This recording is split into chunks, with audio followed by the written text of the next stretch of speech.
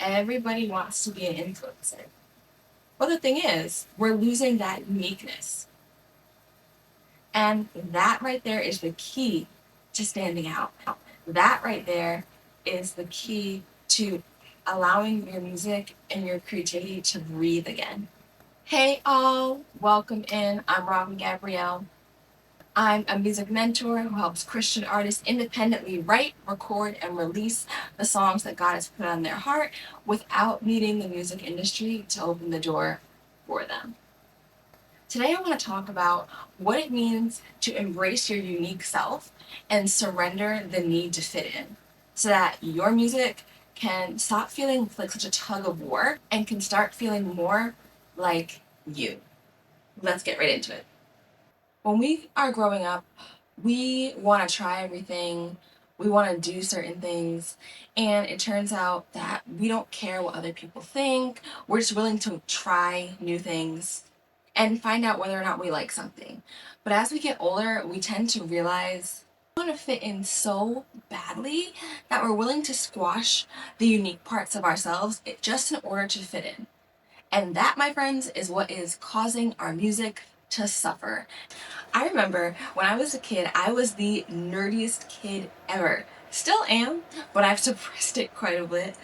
I have always wanted to tell people about new facts that I've learned, and I would religiously sit in front of the TV and watch history documentaries or some kind of educational TV show, and I would go to school and I would tell my peers, I would say, guys, did you know that I learned this?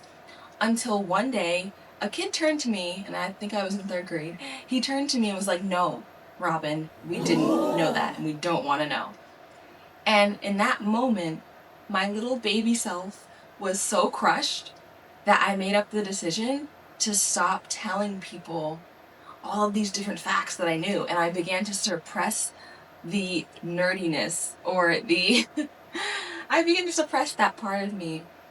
And in turn, at the time, it turned out to be something small. I suppressed that part of me because I wanted to fit in with my peers. But over time, as I got older, I began to suppress more and more parts of me that didn't fit in with the groups that I was in until I went to Berklee College of Music. When I went there, I was around all different types of creative people. I was able to see people who just embraced their uniqueness, and it gave me the strength to embrace my own uniqueness as well. And that right there is something that the Holy Spirit brought back to my attention, that we were made to stand out. We're not made to fit in. So when we are going in life and going through life, whether it be outside of artistry or just in our own everyday today interactions, why are we continuously stifling who God made us to be? There's no reason for us to do that. We are not meant to stifle ourselves. I always think about, as artists, if you look at the main industry, everybody kind of seems the same. The music seems the same. There's like this cookie cutter version of people. They have a formula that the industry follows because it's guaranteed to make money, it's guaranteed to drive sales. And it's almost like the influencer culture. Everybody wants to be an influencer. But the thing is, we're losing that uniqueness. And that right there is the key to standing out. That right there is the key to allowing your music and your creativity to breathe again. Because when I began to stifle myself, I struggled with writing, I struggled with being creative because I was so caught on thinking about other people's opinions. The root of that was me not accepting my own special uniqueness. And I feel like as artists, we kind of walk that line as well, where we don't want to be too much, we don't want to be too little either. Which leads me to say, when we're in a group where we don't feel as if what we bring to the table isn't appreciated, maybe we're just in the wrong group.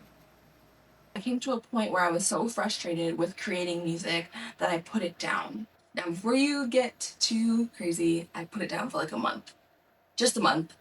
I came to the realization that nothing is going to be authentic, and I'm never going to get that passion and that excitement back to create until I begin to accept and love myself and my uniqueness. Because I'd rather be unique and be 100% authentically myself than try to water down who I am, because it's going to affect every area of my life. It reminds me of a quote that Judy Garland said. She said, you should be, and I'm paraphrasing, she said, you should be a first-rate version of yourself, not a second-rate version of someone else. Here are some questions I want you to ask yourself, and just do a deep dive if you're struggling with embracing your authentic and unique self, and if this is something that's been causing you to have a bit of a block in your music. The first question is, what am I stifling, or what parts of myself am I watering down in order to seem more acceptable or less like myself? The second question I want you to ask is, what areas of my life is this affecting? So first you have, what am I stifling about myself? And second, what areas of my life is this affecting? What is this leaching into? And lastly, how is this affecting my life? And what can I do to make small changes to begin to accept myself? Well, that's all I have for you guys today. Go and embrace your unique self. You are a unique person. The world needs what you have to offer. So that's all I have for now. I'm gonna go and answer these questions again myself.